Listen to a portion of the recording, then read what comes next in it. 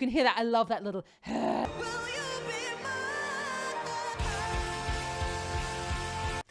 really want to do this concert again. Kia ora and welcome. My name is ZoeStibi and I am your vocal coach for today. In today's vocal analysis, we're taking a look at Lipa with Be The One. I don't think I've heard this song, but I'm notoriously bad at the names of songs. So let's just see if I recognize it and see what she's up to with her vocal technique. Oh God, I'm really bad with song titles. I see the moon, I see the moon, I see the moon. Oh, and you're looking at the sun.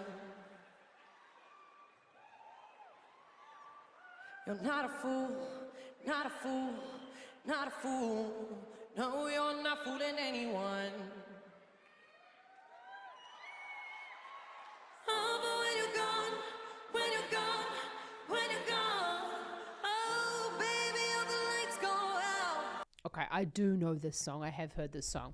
So we guys, let's just go back. Not a fool. So not a fool. She's on the D4 there above middle C. So that is quite low in the chest voice register for a lot of female voices. So not a fool, not a fool. You know, we hear Dua's voice as being quite dark, but darkness or the timbre of the, so the color of the sound comes usually from either the larynx height or it comes from the size of the larynx. We'll talk about that a little bit later. But I want you to notice what's going on in here and how little work's actually going on. Not a fool, not a fool, not a fool. No, you're not fooling anyone.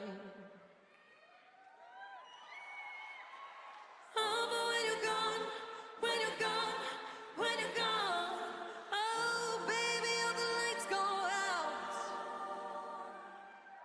Thinking that maybe I was wrong, I was wrong, I was wrong. Come back to me, baby, we go work this out.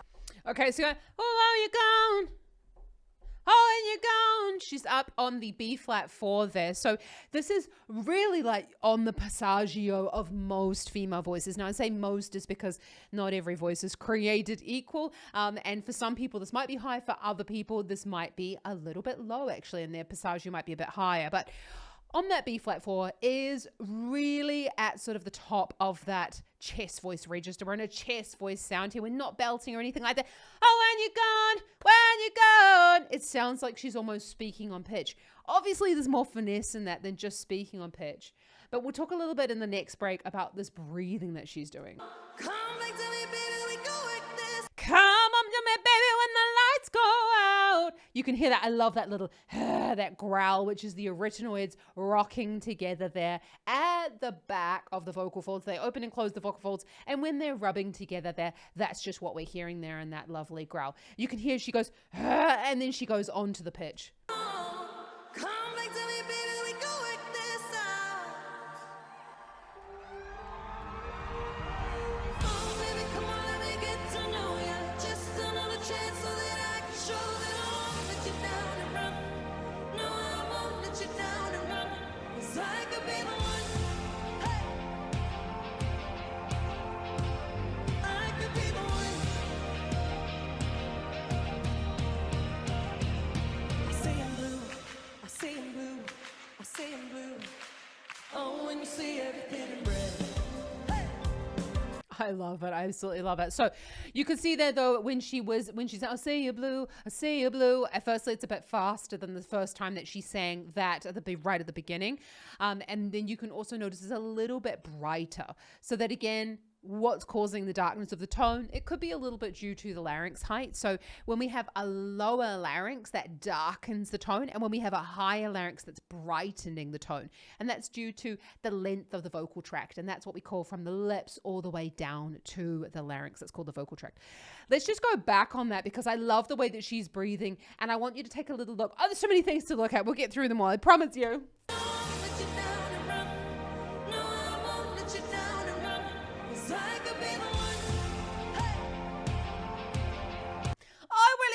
This concert again. I'd like to see it. So did you see that she was breathing? I'll be the one, be the one. she's got these lovely short, sharp, high breaths. Now that might be different to what you know about breathing and singing. And I promise you that that's not wrong. And you're not doing it wrong either if you've been told to breathe really low. We want to breathe differently for different types of singing and also the length of phrase that we're singing. But that's really individual, and it has to be looked at on a case-by-case basis based on you, your voice, your physiology, what's going on, and what you've learned beforehand. So if you are looking to kind of figure out what's going on with your breathing, you'd really like some help with that, you need to get onto some one-to-one lessons. You can apply for my online singing school, the Vocal Academy, because we are accepting one-to-one singing students down below.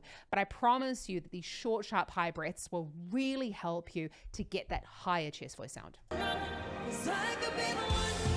Hey. I could be the one. I see in blue. I see in blue. I see in blue. Oh, when you see everything in red. Hey. There is nothing that I wouldn't do for you. Do for you. Do for you. Oh, 'cause you got us on my head.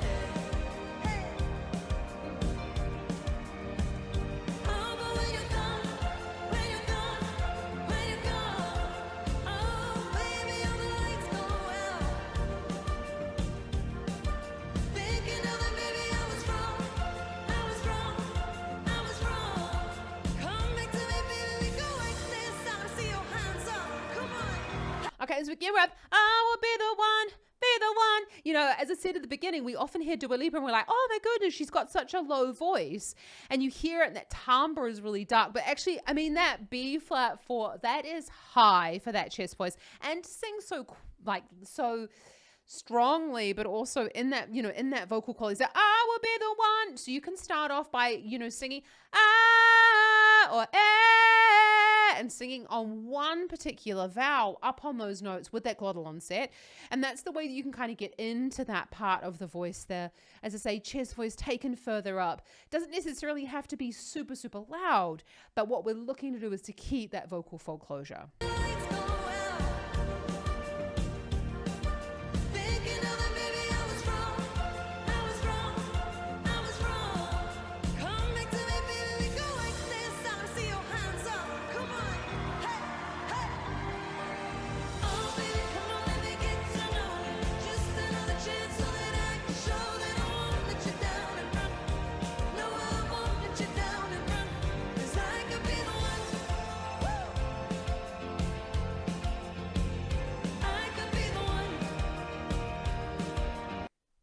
Must have just been like the most amazing concert. Let me know down in the comments if you were actually at that concert, because I will be very jealous.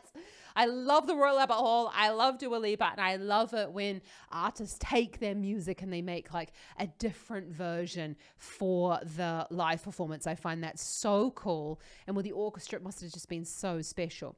So what we got there though is when we're up in that high, I could be the one, be the one. You've got to take the larynx up for that pitch, especially if we're going to be taking those thicker vocal folds up there. So you notice that all that like darkness of the tone has disappeared when we're going up further in the range.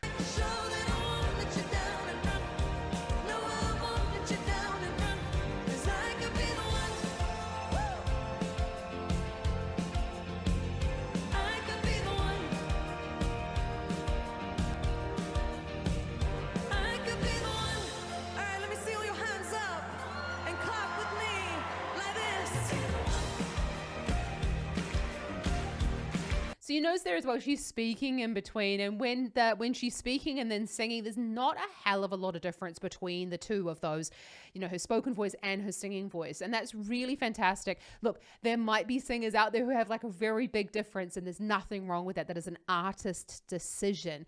But especially, and I know Dua is no beginner, but when we're looking at the beginning stages of singing, and actually this sort of thing is really important, for example, in musical theater, where we speak, and then we move into singing. So we don't want it to sound like two different people. So what we're really looking for there is definitely, you know, good vocal fold contact, making sure that we're getting a good larynx position for the note, but also so that it sounds like you when you're speaking. Now we're just going to take a little look at the fact that she's really like there's no jaw tension going on. There's not a hell of a lot of work going on here in the throat. But most importantly is really this lovely jaw position that she's using.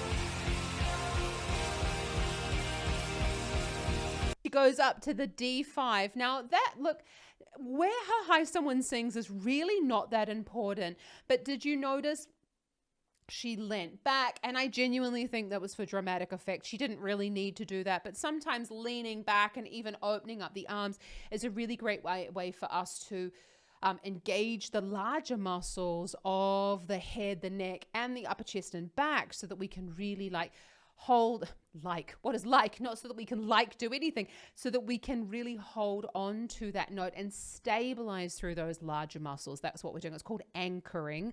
But if you're having trouble with stabilizing your tone, or you're feeling like it's a little bit wobbly, then this could be something that we need to have a little look at. So you can check out the link in the description below for my free 3-day challenge to find your chest voice, because firstly, that'll really help you to get better vocal fold contact lower down the range. And we can just say like, that is not the case of the vocal fold contact. And then we go on to look at if you need to be anchoring, if you're going to need to use any anchoring in your singing.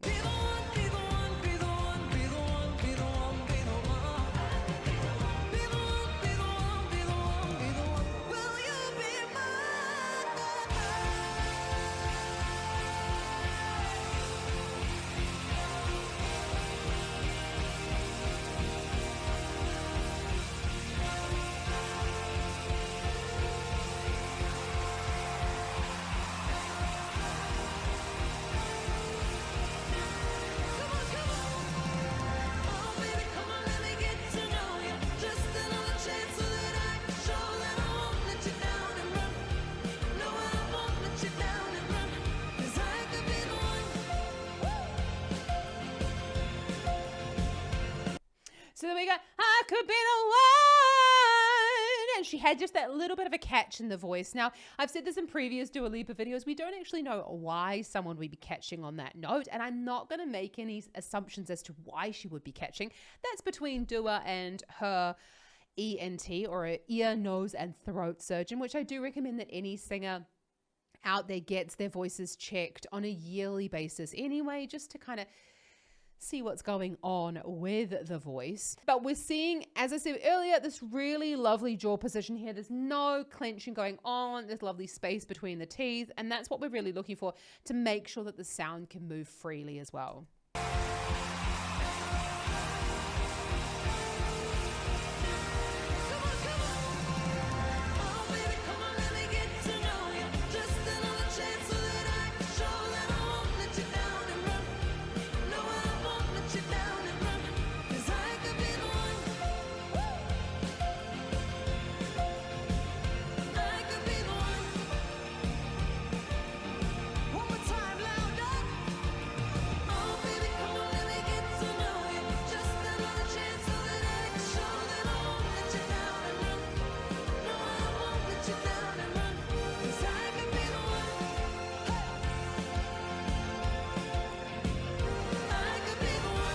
Can you see there though? She goes, I could be the one. And she's got, as I said, this jaw position. It's so important when we're doing our, when we're trying to learn to sing and we're doing our singing, that we don't have too much tension going on here in the teeth. And as I say, like Dua is a perfect example of that. She just looks not only serene in her beautiful dress and her hair and her makeup, but she's also just got this really lovely jaw. We don't want it to be over opened. We don't want to be we just want to have it in this moment of, I usually like to say, one finger space between the teeth is more than enough, but that's just really lovely. I could be the one.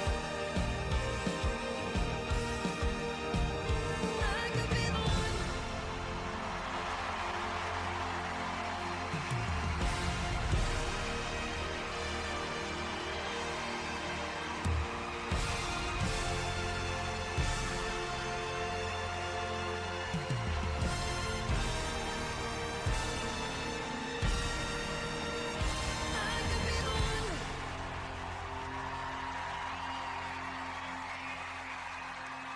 Oh, that's so cool. And I just really, really love that she's just not only like an amazing performer, but also just she writes really great songs, and she just seems like on all of her interviews that she's just an all-round like really nice person as well. So I'm so happy for her success, and I just think that she's such a beautiful singer, and she just has this fabulous voice. So let me know down in the comments what you think I should take a look at next with Dua Lipa, because I'm really loving her live performances. That's exactly what I love in singers, of doing something sometimes like completely different, that's completely different to her album, and I just really love it. It just means that you know they're still musicians, they're still, you know, people who are excited about their art and changing things and wanting to put on a really great show for everybody. So thank you so much for joining me. If you are interested in learning more about singing, then hit that subscribe button so that we can geek out. It really does help me to grow my channel, and it really does help me to help you here for free over on YouTube with your singing lessons, with your singing technique. I mean, if you're looking for singing lessons, then check out the link in the description below, because my online singing school, the Vocal Academy, is accepting new students, and we'd love to see you there for one-to-one specialist tuition, as well as group masterclasses with myself and weekly practice groups as well, so that you can really get ahead on your vocal technique. So I'd love to see you there. Check out some more Dua up here, and just remember that anyone can learn to sing, and I'm here to help you do that. Have an awesome rest of your day. Happy singing, ka kite anō.